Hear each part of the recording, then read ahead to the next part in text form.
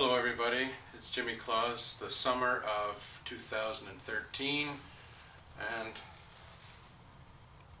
this movie here, let's see how we're doing.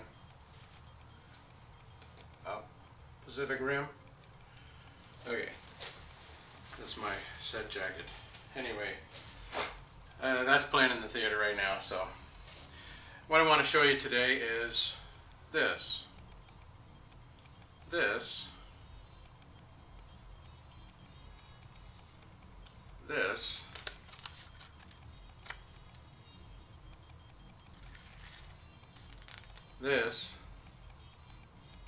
is the first claw. This was made in the spring of 1999, and this was the first claw ever made that was accepted as the official design for Wolverine's claws. And this was made by me, and it was hand shaped with saws and grinders and files. Now if you notice, there's a curve. The top here is curved. That's intentional. That is the biggest change we made in the development of the claw, was putting that curve in there. Anyway, this is made out of aluminum. It's hardened aluminum, so it's tougher than normal. And then I want to show you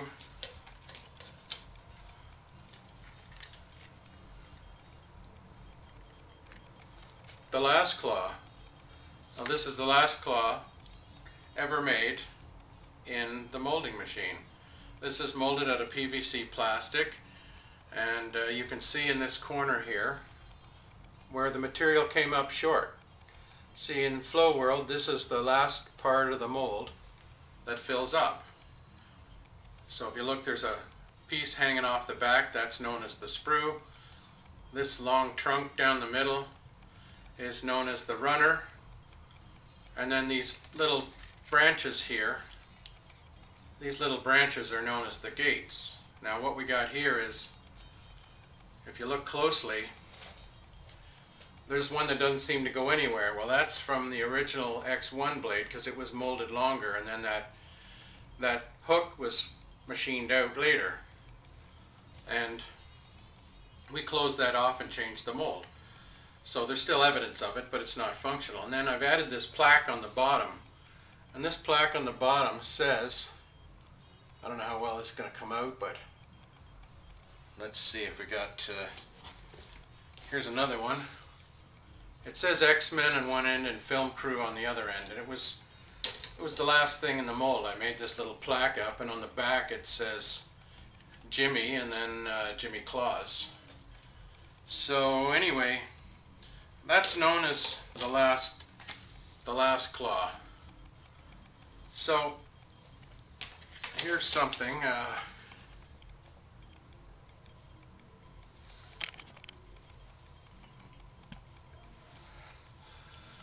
Now I have a few of these. Some of them are like this one here. It's flat. The sprue's not on there, and here some of them have it. You know, it's just some stuck, some don't. And the beauty of having the sprue there is you can stand it up like a little easel. It's like a little trophy put on your mantle.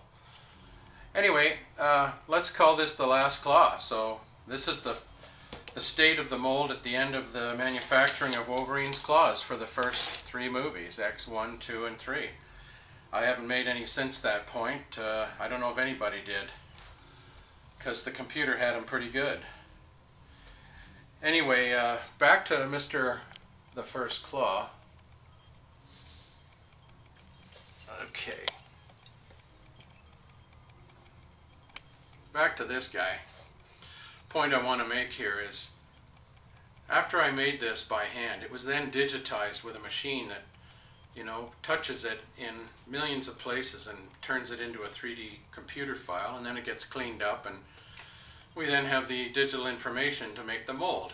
And that same digital information was shared with the computer graphics people on both X1 and X2. It was the same team. Now on X3 it was a new team, and their approach was slightly different. Their digital files were created by doing an actual laser scan of the entire set that Hugh was wearing. I just took it out of my bag and put it on their glass table, and they waved it with this laser light, and you know, in 5 minutes there it is in the computer in a 3D model, and it's perfect. And anyway, it wasn't just a digital file of a blade, it was the 3 blades together on the handle with the wires and so on. So it, you know, that's the evolution of technology as it pertains to doing visual effects in movie world, and it'll just continue to get more and more refined as time goes by, and less need for somebody like me that can actually make something by hand that stands the test of time. So here's to you, folks.